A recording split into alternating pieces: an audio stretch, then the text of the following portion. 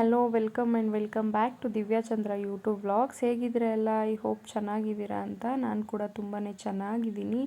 And ಈ vlog ಬಂದುಬಿಟ್ಟು ಗೌರಿ ಹಬ್ಬದ ಹಿಂದಿನ ದಿನ ಪ್ರಿಪ್ರೇಷನ್ ಮತ್ತು ಗೌರಿ ಹಬ್ಬ ಎರಡದ್ದು ಒಂದೇ ವ್ಲಾಗಲ್ಲಿ ಅಪ್ಲೋಡ್ ಮಾಡ್ತಿದ್ದೀನಿ.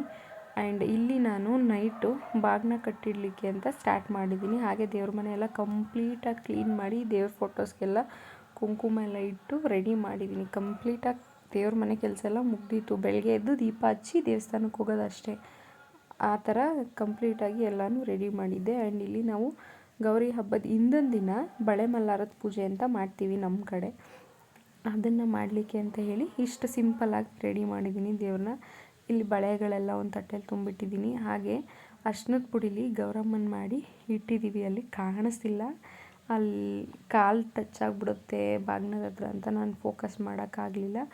ಆ್ಯಂಡ್ ಅಲ್ಲಿ ಬಳೆ ಇಟ್ಟು ಅದಕ್ಕೆ ಅರ್ಶಿನ ಕುಂಕುಮ ಎಲ್ಲ ಹಾಕಿ ಪೂಜೆ ಮಾಡಿ ಗೌರಮ್ಮನ ಪಕ್ಕದಲ್ಲಿ ಇಟ್ಟಿರೋ ಬಳೆನ ಎತ್ತಿ ನಾವು ಕೈಗೆ ತೊಟ್ಕೊತೀವಿ. ಇಲ್ಲಿ ನಮ್ಮ ಆಂಟಿ ಪೂಜೆ ಮಾಡ್ತಿದ್ದಾರೆ. ಅವ್ರು ಪೂಜೆ ಮಾಡಾದ್ಮೇಲೆ ನಾನು ಪೂಜೆ ಮಾಡ್ತಿದ್ದೀನಿ. ಆ್ಯಂಡ್ ಇನ್ನೂ ಯಾರೆಲ್ಲ ನನ್ನ ಚಾನಲ್ನ ಸಬ್ಸ್ಕ್ರೈಬ್ ಮಾಡ್ಕೊಂಡಿಲ್ವೋ ಸೊ ಪ್ಲೀಸ್ ದಯವಿಟ್ಟು ಸಬ್ಸ್ಕ್ರೈಬ್ ಮಾಡಿಕೊಂಡು ವೀಡಿಯೋಸ್ನ ನೋಡಿ ಅಂತ ಹೇಳ್ತೀನಿ. ಹಾಗೆ ನೆಕ್ಸ್ಟ್ ಡೇ ಮಾರ್ನಿಂಗಿಂದ ಈ ಬ್ಲಾಗ್ ಕಂಟಿನ್ಯೂ ಆಗುತ್ತೆ. ಇದು ಗೌರಿ ಹಬ್ಬದ ದಿನದ ಬ್ಲಾಗು. ಈ ಥರ ರೆಡಿಯಾಗಿದೆ ನಾನು. ಎಲ್ರಿಗೂ ಗೌರಿ ಗಣೇಶ ಹಬ್ಬದ ಶುಭಾಶಯಗಳು. ಆ್ಯಂಡ್ ಇಲ್ಲಿ ದೇವಸ್ಥಾನಕ್ಕೆ ಹೋಗಲಿಕ್ಕೆ ಪೂಜೆಗೆ ಏನೇನು ಬೇಕು ಅಂತ ಹೇಳಿ ರೆಡಿ ಮಾಡ್ಕೊತಿದ್ದೀವಿ. ಇದು ಬೆಳಿಗ್ಗೆ ಈ ಥರ ದೇವ್ರ ಪೂಜೆನ ಮಾಡಿದ್ವಿ. ನಾನು ಈ ಥರ ಸಿಂಪಲ್ಲಾಗಿ ರೆಡಿಯಾಗಿದ್ದೆ ಅಷ್ಟೇ. ಮನೆಗೆ ತುಂಬ ಜನ ಬಂದಿದ್ದರು. ನಮ್ಮ ಅತ್ತೆ ಮಕ್ಕಳು, ನಮ್ಮ ಮಾವ, ನಮ್ಮ ಚಿಕ್ಕಮ್ಮನ ಮಕ್ಕಳು, ನಮ್ಮ ಚಿಕ್ಕಪ್ಪ, ಇಷ್ಟು ಜನ ಇದ್ದರು ನಮ್ಮ ಮನೇಲಿ. ನಮಗೇನೋ ಒಂಥರ ಖುಷಿ. ಇವ್ರುಗಳೆಲ್ಲ ನಮ್ಮ ಮನೆಗೆ ಬಂದು ಹಬ್ಬನ ಸೆಲೆಬ್ರೇಟ್ ಮಾಡಿದ್ರೆ ನಾನು ಅವ್ರ ಮನೆಗೆ ಹೋಗಿ ಸೆಲೆಬ್ರೇಟ್ ಮಾಡ್ತೀನಿ, ಇಲ್ಲ ಅಂತಲ್ಲ. ಬಟ್ ಇವ್ರು ನಮ್ಮ ಮನೆಗೆ ಬಂದರೆ ನಮಗೆ ಒಂಥರ ಖುಷಿ. ಹಾಗೆ ಇಲ್ಲಿ ಎಲ್ಲರೂ ದೇವಸ್ಥಾನಕ್ಕೆ ಹೋಗ್ತಿದ್ದೀವಿ. ನಾನು ನೋಡಿ ಬಾಗಿನ ಇಟ್ಕೊಂಡು ಹೋಗ್ತಾ ಇದ್ದೀನಿ ದೇವಸ್ಥಾನಕ್ಕೆ. ನಮ್ಮ ಆಂಟಿ, ನಮ್ಮ ಚಿಕ್ಕಪ್ಪ, ನಮ್ಮಮ್ಮ ಇನ್ನೂ ಸ್ನಾನ ಮಾಡಿರಲಿಲ್ಲ. ನೀವು ಹೋಗ್ಬಿಟ್ಟು ಬನ್ನಿ. ಕರೆಂಟ್ ಬೇರೆ ಹೊಟ್ಟೋಗಿತ್ತು ಅದೇ ಟೈಮ್ಗೆ. ಗೀಝರ್ ಆನ್ ಮಾಡಿರಲಿಲ್ಲ, ನೀರು ಖಾಲಿಯಾಗಿತ್ತು, ಬಿಸಿನೀರು. ಸರಿ ನೀವು ಹೋಗ್ಬಿಟ್ಟು ಬಂದುಬಿಡಿ, ಲೇಟ್ ಆಗಿಬಿಡುತ್ತೆ ಪೂಜೆ ಮಾಡೋಕ್ಕೆ. ನಾನು ನಿಧಾನಕ್ಕೆ ಸ್ನಾನ ಮಾಡಿಕೊಂಡು ಮಧ್ಯಾಹ್ನಕ್ಕೆ ಅಡುಗೆ ರೆಡಿ ಮಾಡ್ತಿರ್ತೀನಿ ಅಂತ ನಮ್ಮಮ್ಮ ಹೇಳಿದ್ರು. ಸರಿ ಆಯಿತು ಅಂತ ಹೇಳ್ಬಿಟ್ಟು ನಮ್ಮಮ್ಮನ ಮನೇಲೇ ಬಿಟ್ಬಿಟ್ಟು ಮಿಕ್ಕಿದ್ದು ನಾವು ಅಷ್ಟು ಜನ ಕೂಡ ದೇವಸ್ಥಾನಕ್ಕೆ ಬಂದ್ವಿ.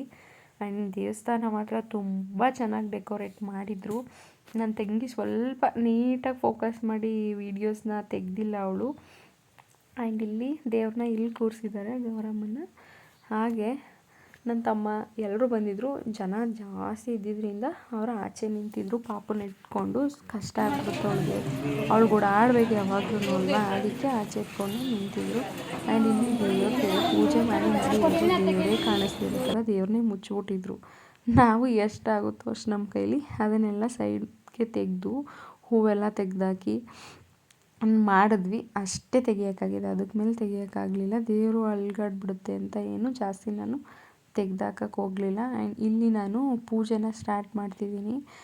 ನಮ್ಮ ಆಂಟಿ ಮನೇಲಿ ಮಾಡ್ತಿರ್ಬೇಕಾದ್ರೆ ಯಾವ ಥರ ಇರ್ತಿತ್ತು ಅಂದರೆ ಫಸ್ಟು ಹೋಗ್ತಿದ್ವಿ, ಒಳ್ಳೆ ಹತ್ರ ಎಲ್ಲ ಕೆರೆ ಅಲ್ಲೆಲ್ಲ ಹೋಗಿ ಪೂಜೆ ಮಾಡಿ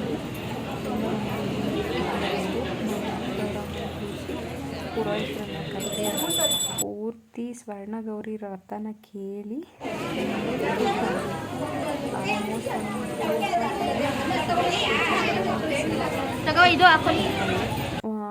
ಬಂದಿರ್ತಾರಲ್ಲ ಪುರೋಹಿತರು, ಅವ್ರಿಗೆ ಬಾಗಿನ ಎಲ್ಲ ಕೊಟ್ಟು ಅವ್ರ ಹತ್ರ ಆಶೀರ್ವಾದ ತೊಗೊಂಡು ಅವ್ರನ್ನ ವಾಪಸ್ ಮನೆಗೆ ಕಳಿಸೋ ಅಷ್ಟರಲ್ಲಿ ನಮಗೆ ಮಧ್ಯಾಹ್ನನೇ ಆಗೋಗಿರ್ತಿತ್ತು. ಬಟ್ ಇಲ್ಲಿ ಹಂಗಲ್ಲ. ಅಂದರೆ ನಮ್ಮ ಆಂಟಿ ಮನೇಲಿ ಕೂರಿಸ್ತಿದ್ದಾಗ ನಾನು ಅಲ್ಲೇ ಹೋಗಿ ಸೆಲೆಬ್ರೇಟ್ ಮಾಡ್ತಿದ್ದೆ. ಅದೇ ಚೆನ್ನಾಗಿತ್ತು ಅನ್ನಿಸ್ತಿತ್ತು. ಕತೆ ಎಲ್ಲ ಕೇಳ್ಬೋದಿತ್ತು ದೇವ್ರದ್ದು. ಆದರೆ ಇವಾಗ ಇಲ್ಲಿ ಯಾರೂ ಹೇಳಲ್ಲ ಕತೆನ. ಇಲ್ಲಿ ಜನಗಳೆಲ್ಲರೂ ಬಂದು ಪೂಜೆ ಮಾಡ್ತಿರ್ತಾರೆ. ನಾವು ಸಪ್ರೇಟಾಗಿ ನಮಗೆ ಕತೆ ಹೇಳಿ ಅಂತಲೂ ಕೇಳೋಕ್ಕಾಗಲ್ಲ. ಹಾಗಾಗಿ ನಾವು ನಾರ್ಮಲಾಗಿ ಎಲ್ಲರ ಥರ ಹೋಗ್ತೀವಿ, ಪೂಜೆ ಮಾಡ್ಕೊತೀವಿ. ಅಲ್ಲೇ ದೇವಸ್ಥಾನದಲ್ಲಿ ಬಾಗಿನ ಕೊಟ್ಟು ದೇವರಿಗೆ ಮುಡ್ಲಕ್ಕಿ ಎಲ್ಲ ಹಾಕಿ ಮನೆಗೆ ಬರ್ತೀವಿ ಅಷ್ಟೇ. ಅದು ಒಂದು ಮಿಸ್ ಆಗುತ್ತೆ. ಇಲ್ಲಿ ಕತೆ ಕೇಳೋಕ್ಕಾಗಲ್ಲ. ನಮ್ಮ ಆಂಟಿ ಮನೆ ಹಂಗಲ್ಲ, ಆರಾಮಾಗಿ ಕೂತ್ಕೊಂಡು 1-2 ಅವರ್ ಕತೆ ಕೇಳಿ ದೇವ್ರಿಗೆ ತೃಪ್ತಿಯಿಂದ ನೆಮ್ಮದಿಯಿಂದ ಪೂಜೆ ಮಾಡಿ ಬರ್ಬೋದು. ಹಂಗಾಗಲ್ಲ, ಹೋಗ್ತೀವಿ ಬರ್ತೀವಿ ಪೂಜೆ ಮಾಡ್ಕೊಂಡು ಮನೆಗೆ ಬರಬೇಕಷ್ಟೇ. ಇನ್ನೇನು ನಾವು ಕತೆ ಏನು ಕೇಳೋಕ್ಕೆ ಆಗೋದಿಲ್ಲ. ನಾನು ಒಂದು 3 ವರ್ಷ ಕೇಳಿದ್ದೀನಿ, ಚೆನ್ನಾಗಿದೆ ಕತೆ. ನಾನು ಅದನ್ನೆಲ್ಲ ಏನಿಲ್ಲ ಮಾಡೋಕ್ಕೆ ಹೋಗಿಲ್ಲ. ಇಲ್ಲಿ ನನ್ನ ಪಾಡಿಗೆ ನಾನು ಪೂಜೆ ಮಾಡ್ತಾಯಿದ್ದೆ. ನಮ್ಮ ಆಂಟಿನ ನಮ್ಮ ಜೊತೆ ಸೇರ್ಕೊಂಡು ಪೂಜೆ ಮಾಡಿದ್ರು. ಹಾಗೆ ಇಲ್ಲಿ ಬಾಗಿಲನ್ನು ಗೌರಮ್ಮ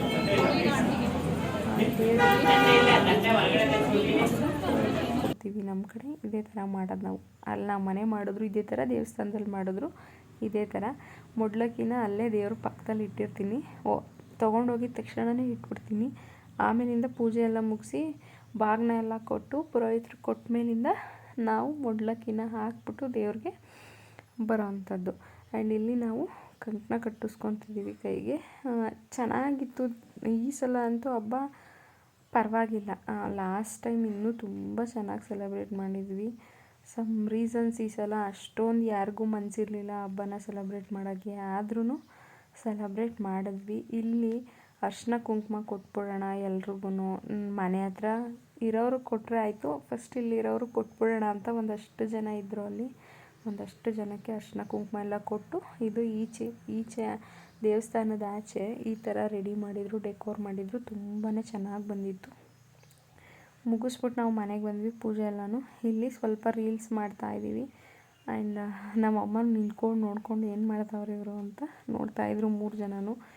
ಆ್ಯಂಡ್ ಇನ್ನೇನಿಲ್ಲ, ಮಧ್ಯಾಹ್ನದ ಊಟಕ್ಕೆ ಅಂತ ಹೇಳ್ಬಿಟ್ಟು ಅಮ್ಮ ಪಲಾವ್ ಮಾಡಿದರು. ಹಾಗೆ ಅದ್ರ ಜೊತೆಗೆ ಬಜ್ಜಿ ಏನೋ ಮಾಡಿದರು, ಬಜ್ಜಿ ಹಾಗೆ ಹಾಲು ಖೀರು ಮಾಡಿದರು. ಇವರಿಬ್ಬರು ನನ್ನ ತಮ್ಮಂದಿರು.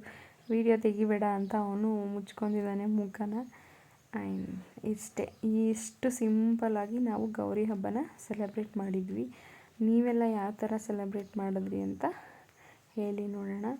ಆ್ಯಂಡ್ ಪ್ಲೀಸ್ ಇನ್ನು ಯಾರೆಲ್ಲ ನನ್ನ ಚಾನಲ್ನ ಸಬ್ಸ್ಕ್ರೈಬ್ ಮಾಡ್ಕೊಳ್ದೆ ನೋಡ್ತಿದ್ದೀರೋ, ಸೊ ಪ್ಲೀಸ್ ದಯವಿಟ್ಟು ಸಬ್ಸ್ಕ್ರೈಬ್ ಮಾಡಿಕೊಂಡು ವೀಡಿಯೋಸ್ನ ನೋಡಿ. ಆ್ಯಂಡ್ ಈ ವಿಡಿಯೋನ ಇಲ್ಲಿಗೆ ಎಂಡ್ ಮಾಡ್ತಿದ್ದೀನಿ. ಈ ವ್ಲಾಗಲ್ಲಿ ನನ್ನ ಮಗಳು ಜಾಸ್ತಿ ಎಲ್ಲೂ ಕಾಣಿಸ್ಕೊಂಡಿಲ್ಲ, ಹಾಗಾಗಿ ಇದೊಂದು ಕ್ಲಿಪ್ಪಿಂಗ್ನ ನಾನು ಆ್ಯಡ್ ಮಾಡಿದ್ದೀನಿ. Thank you for watching.